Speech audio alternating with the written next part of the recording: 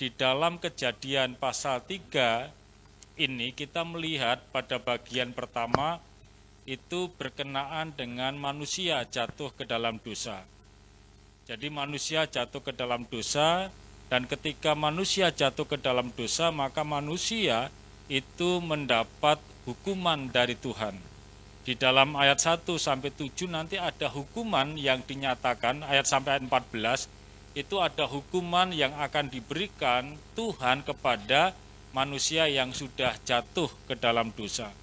Maka di tengah-tengah itu ada suatu nas yang luar biasa, yaitu Kejadian 3 ayat 15. Ini merupakan nas yang luar biasa. Oleh begitu banyak ahli ini disebut sebagai Injil mula-mula atau proto-evangelium. Kenapa disebut sebagai Injil yang mula-mula?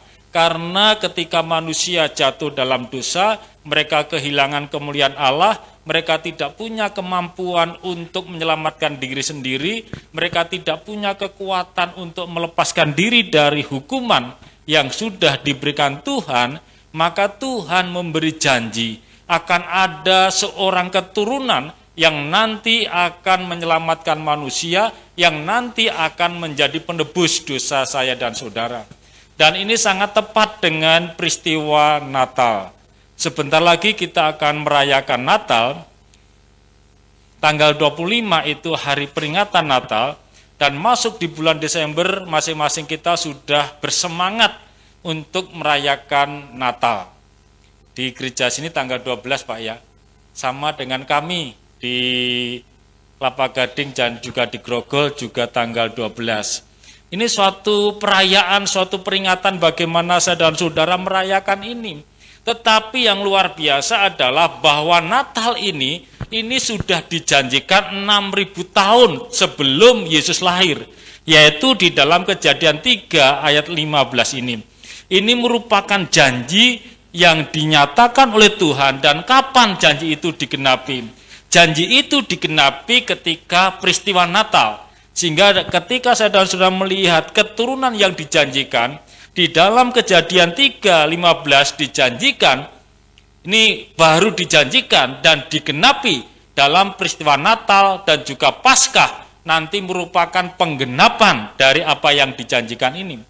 Tetapi ketika kita melihat Bapak Ibu dan Saudara, ungkapan aku akan mengadakan permusuhan antara engkau dan keturunan perempuan ini, jadi di sini Tuhan sedang berbicara kepada si ular, karena ular telah memperdaya manusia, maka dengan demikian Tuhan berkata kepada ular, aku akan mengadakan permusuhan antara engkau dan keturunan perempuan ini.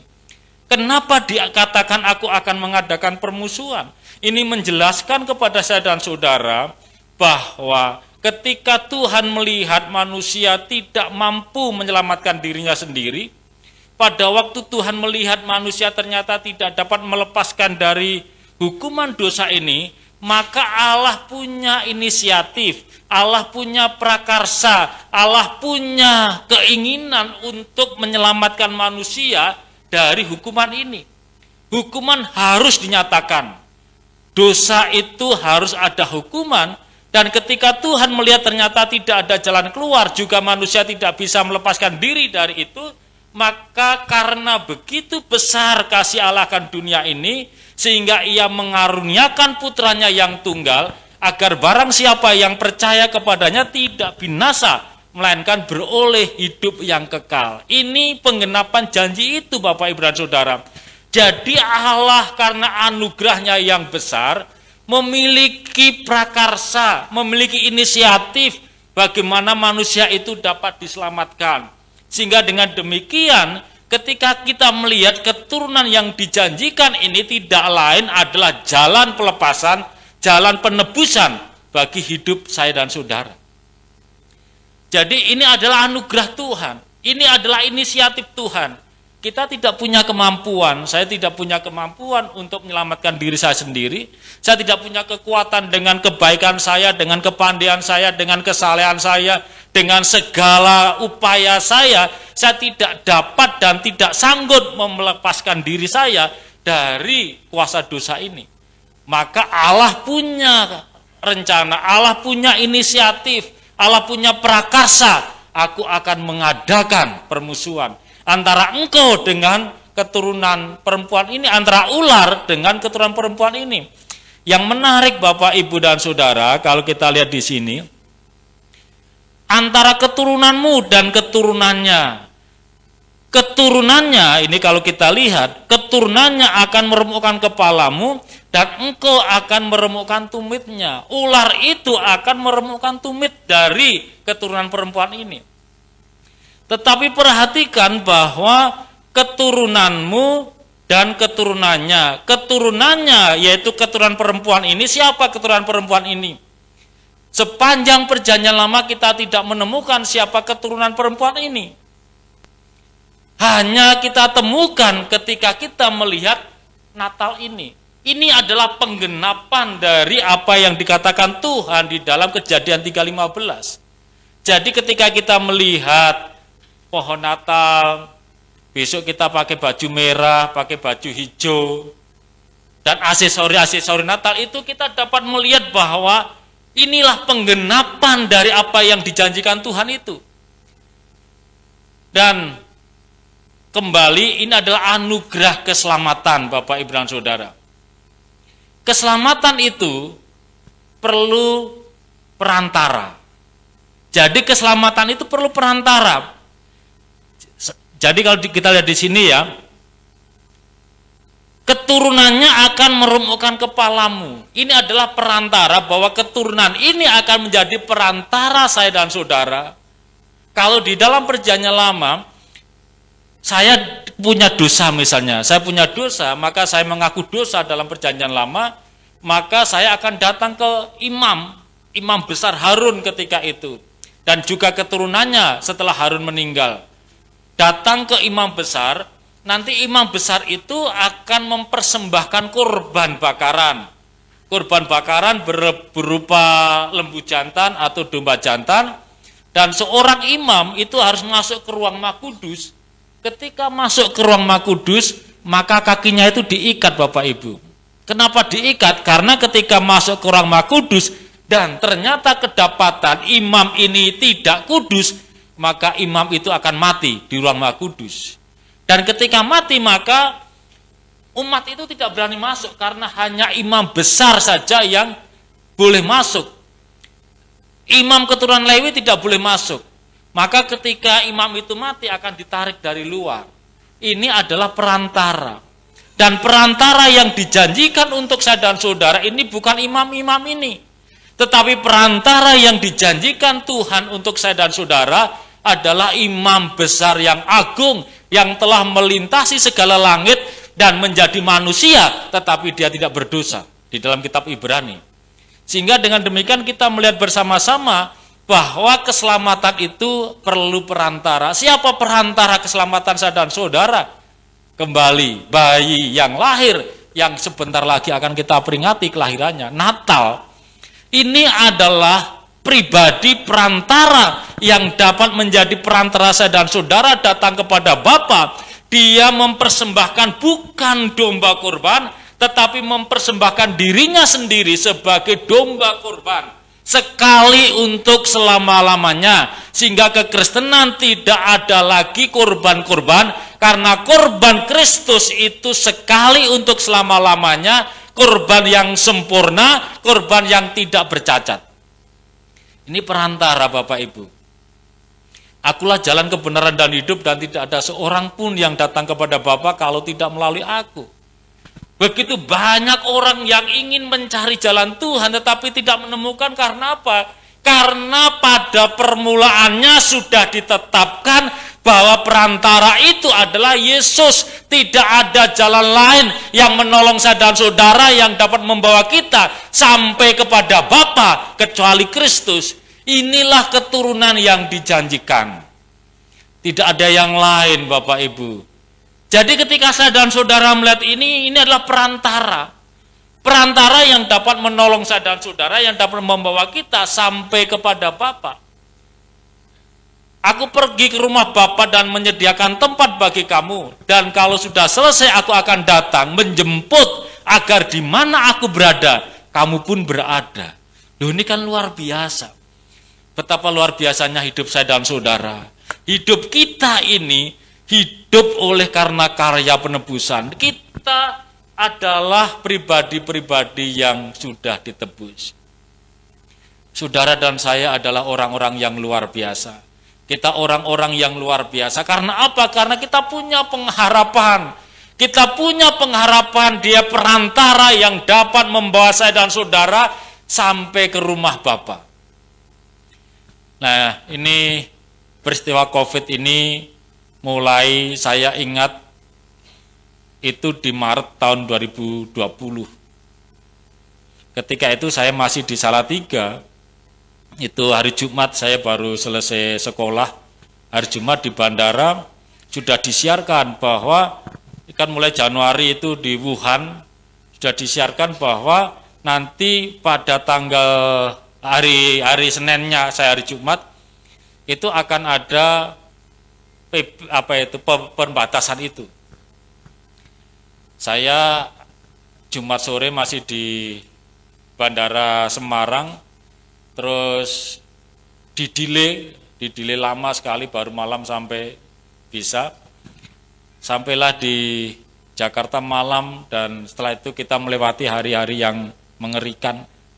Hari-hari yang mengerikan, banyak teman hamba Tuhan yang sakit parah dan pada akhirnya meninggal. Ada cerita terakhir yang ketika gelombang kedua kemarin, itu kan mengerikan sekali ya Jakarta itu. Sangat mengerikan sekali, sehari sekian ribu yang meninggal. Satu peristiwa yang tragis bagi saya adalah teman-teman saya, itu hamba Tuhan pendeta, terkena COVID, dibawa ke rumah sakit, tidak ada satu rumah sakit yang bisa menerima karena semua sudah penuh. Akhirnya ditaruh di selokan mau masuk, ini puskesmas belum masuk, taruh di situ tergeletak dan pada akhirnya meninggal. Itu peristiwa yang mengerikan sekali, sangat-sangat mengerikan. Dan sekarang kita sudah sampai ke sini. Kemarin kami sudah merencanakan mau pulang kalau istilah orang Jakarta itu pulang ke Jawa, padahal Jakarta juga Jawa. Saya ikut-ikutan pulang ke Jawa, tidak tahunya ada PPKM sehingga tidak boleh pulang lagi. Ini kan peristiwa yang mengerikan Bapak, Ibu, dan Saudara. Kalau kita kaitkan di sini, memang mati hidup itu ada di tangan Tuhan. Yang menjadi pertanyaan bukanlah mati hidup, tetapi kemana setelah barangkali Tuhan memanggil saya dan saudara. Apakah ketika sekarang ini kita meyakini kita punya suatu kepastian bahwa ketika barangkali saya tidak tahu kapan Tuhan panggil saya punya kepastian bahwa surga itu adalah milik saya akan pasti bersama-sama dengan Bapa karena Kristus telah berkata, aku pergi ke rumah Bapa dan menyediakan tempat bagi kamu, dan kalau sudah selesai, aku akan menjemput agar di mana aku berada, kamu pun berada. Bagaimana kita punya keyakinan itu? Lihatlah iman Bapak, Ibu, dan Saudara. Apakah Bapak, Ibu, dan Saudara berkata, aku sudah menerima Kristus sebagai Tuhan dan Juru Selamat? Ketika kita berkata, aku sudah menerima Kristus sebagai Tuhan dan Juru Selamat, kita punya kepastian karena kita punya perantara. Dan yang berikutnya Bapak, Ibu, bahwa keselamatan itu perlu korban. Saya bacakan lagi. Dan engkau akan meremukkan tumitnya. Keselamatan itu anugerah Tuhan, keselamatan itu perlu perantara. Dan yang ketiga, keselamatan itu perlu korban. Korbannya di mana? Keturunan yang dijanjikan itu harus melewati suatu peristiwa, yaitu salib. Ini adalah peristiwa yang sudah ditetapkan dari awal. Coba, kalau kita mengerti bahwa akhir hidup kita itu menderita, apakah kita mau tetap setia kepada Tuhan? Kalau kita mengerti bahwa nanti akhir hidup saya itu akan mengalami masalah, mengalami kesulitan, apakah kita akan tetap setia kepada Tuhan? Tetap mengiring kepada Tuhan. Perhatikan Bapak, Ibu, dan Saudara, Yesus tahu bahwa jalan yang akan ditempuh itu adalah salib. Yesus sudah tahu, karena itu sudah dijanjikan 6.000 tahun sebelum dia lahir. Dan ketika dia lahir itu untuk menggenapi apa yang dijanjikan ini, menggenapi bahwa peristiwa penebusan itu harus melewati kayu salib. Coba perhatikan, dia tahu akhir hidupnya akan disalib. Tetapi karena saya dan saudara, karena kita tidak akan pernah bisa menyelamatkan diri kita sendiri dengan kekuatan kita, dengan kepandaian kita, dengan kesalehan kita, dengan perbuatan baik kita, ternyata semuanya itu tidak bisa menyelamatkan diri kita, maka Yesus tetap setia. Ketika dia di atas Getsemani, beliau berkata, Bapa, jikalau engkau berkenan, biarlah cawan ini lalu daripadaku. Suatu pergumulan yang sangat berat. Dia harus melewati salib itu, ini suatu pergumulan yang sangat berat. Tetapi Yesus tahu bahwa hanya jalan inilah yang dapat menyelamatkan saya dan saudara. Hanya dengan salib inilah saya dan saudara dapat ditebus dari dosa. Hanya dengan salib inilah kita punya jalan kekekalan. Hanya dengan salib inilah saya dan saudara bisa sampai ke surga. Dan untuk itu Yesus setia, Bapak Ibu. Dia setia. Bukan saja disalib, tetapi perhatikan ketika dia mau naik ke atas bukit Golgota, dia memikul salib. Dan dia tidak bisa. Dan pada akhirnya roboh. Seorang yang bernama Simon dari Kirene memanggul salib itu. Ketika Natal seperti ini, kadangkala saya ingat tentang Simon dari Kirene. Dia orang yang luar biasa. Nanti kalau mau Paskah ini dikhotbahkan, luar biasa. Ternyata Simon dari Kirene itu untuk kemudian menjadi hamba Tuhan yang luar biasa. Dan dipakai Tuhan dengan luar biasa. Nah, dari sini Bapak, Ibu, dan Saudara, aku akan mengadakan permusuhan antara engkau dan keturunan perempuan ini, dan engkau akan meremukkan tumitnya. Si ular ini, si iblis ini akan meremukkan tumit dari keturunan perempuan ini. Tumit itu apa? Ini peristiwa salib. Jadi meremukkan tumit itu adalah peristiwa salib. Yesus disalib itu menggenapi dan engkau akan meremukkan tumitnya. Jadi salib itu sudah ditetapkan sejak semula. Salib itu sudah ditetapkan sejak awal. Perhatikan Bapak Ibu bagaimana Kristus karena kasihnya yang luar biasa kepada saya dan saudara, dia tertatih-tatih menjalani suatu masalah yang luar biasa, tapi dia menjalaninya dengan ikhlas, dia menjalaninya dengan sukarela, dia menjalaninya salib itu dengan penuh ini adalah janji yang harus saya tepati. Ini sebagai refleksi iman saya dan saudara. Apakah kita tetap berpusat pada keyakinan kita pada Tuhan, pada Kristus, ketika barangkali hidup kita baru dalam suatu masalah? Tetapi perhatikan, tidak ada masalah saya dan saudara yang lebih besar dari salib.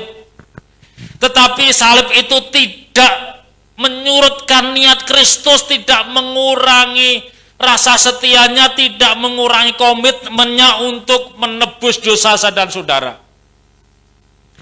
Ini juga dapat menjadi gambaran bagi iman kita, Bapak, Ibu, dan saudara.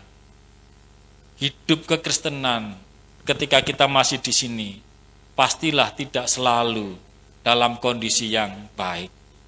Kadangkala kita mengalami masalah, kadangkala kita mengalami persoalan, kadangkala kita mengalami suatu pergumulan. Saya punya tetangga, dulu sebelum COVID, ini suami istri punya pendapatan yang cukup besar. Suaminya dia cerita mungkin hampir 15 juta, istrinya 10 juta. Karena uang segitu cukup besar. Punya ambil kredit rumah, ambil kredit mobil, dan lancar-lancar saja. Ketika COVID terjadi, suami istri kena PHK. Mengerikan sekali. Banyak pendeta yang jual rumah. Karena apa? Karena memang Dari gereja, karena jemaatnya pada terkena COVID, gereja tidak lagi memberi, pada akhirnya jual rumah, jual mobil.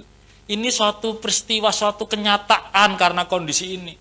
Tetapi apakah ketika saya dan saudara sedang mengalami kondisi seperti ini, iman kita menjadi berkurang, iman kita menjadi kendor oleh karena masalah, oleh karena persoalan? Perhatikan, salib itu di depan mata Bapak Ibu dan Saudara, tetapi Kristus tidak kendor semangatnya. Dia tetap melewati salib itu. Bahkan kita memperhatikan di atas kaus salib, Eli, Eli, lama sabaktani. Allahku, Allahku, mengapa engkau meninggalkan aku? Suatu pergolakan yang luar biasa. Tetapi hanya karena salib itulah terjadi kebangkitan. Jadi sekarang kita sedang mengalami suatu pergumulan bersama. COVID ini bukan hanya mengena saya, tetapi mengena seluruh dunia. Kalau sekarang kita mengalami, seluruh dunia juga mengalami. Saya sering mengatakan pada banyak jemaat Bapak Ibu, kita itu bersyukur sekali diizinkan untuk melewati COVID ini. Karena apa? Satu-satunya masalah yang mengena dunia secara global, satu itu air bah. Air bah itu dunia. Yang kedua COVID. Ini dunia. Jadi kalau sekarang kita mengalami kesulitan, misalnya dengan ekonomi, dengan apa saja, karena COVID ini kita mengalami seluruh dunia, bukan hanya saya saja, tetapi semua orang mengalami masalah yang sama. Sehingga dengan demikian kita melihat, semua orang punya masalah yang sama, tetapi tidak semua orang punya jalan keluar yang sama. Kita punya jalan keluar yang luar biasa Bapak Ibu. Jalan keluar kita adalah Kristus. Dialah yang memberi kekuatan kepada saya dan saudara. Di dalam kitab Matius dikatakan, dan ketahuilah aku menyertai kamu sampai kesudahan zaman. Ini adalah janji yang diberikan dari keturunan yang dijanjikan ini. Dia berjanji kepada kita, aku akan menyertai kamu. Ketika kamu bersedih, perhatikan aku di samping kamu. Ketika kamu berduka, perhatikan aku di samping kamu. Ketika kamu kekurangan, perhatikan aku Allah Sang Pencipta ada di samping kamu yang siap memberi pertolongan apapun yang kami perlukan.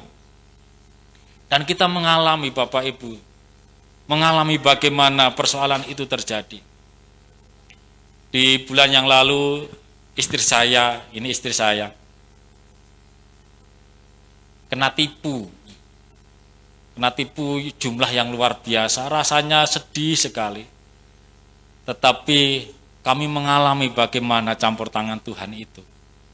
Ada kekuatan dan ada dorongan, ada jalan keluar yang Tuhan izinkan untuk kami lewati. Jadi Bapak, Ibu dan Saudara, keturunan yang dijanjikan itu adalah Kristus.